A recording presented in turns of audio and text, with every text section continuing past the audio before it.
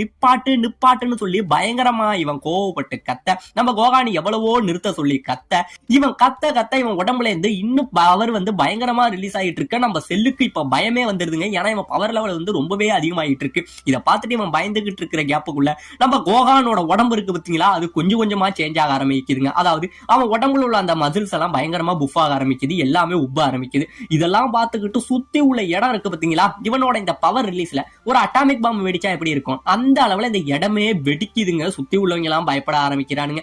இவனோட இந்த பவர்னால எதுக்க இருக்கிற கேமரா உடைஞ்சு டிவி மொத்தமுமே ஆஃப் ஆயிடுதுங்க. என்ன நடக்குதுங்கிறதே தெரியல. இதெல்லாம் பார்த்துட்டு மக்கள் இருக்காங்க பாத்தீங்களா, அவங்களாம் ஒரு பக்கம் பயத்துல இருந்துகிட்டு இருக்க. இந்த பக்கம் நம்ம கோகான் என்ன பண்றான், அப்படியே அந்த புகைக்குள்ள நின்னுகிட்டு இருக்காங்க. அவன் மேல மின்னல்லாம் அடிச்சுக்கிட்டு இருக்கும். இவன் நின்னுகிட்டு இருக்க. இதை பார்த்துட்டு சுத்தி உள்ளவங்க எல்லாம் பயங்கரமான ஷாக்ல இருந்துகிட்டு இருக்க. அப்படியே அந்த புகை விலகும் பாருங்க.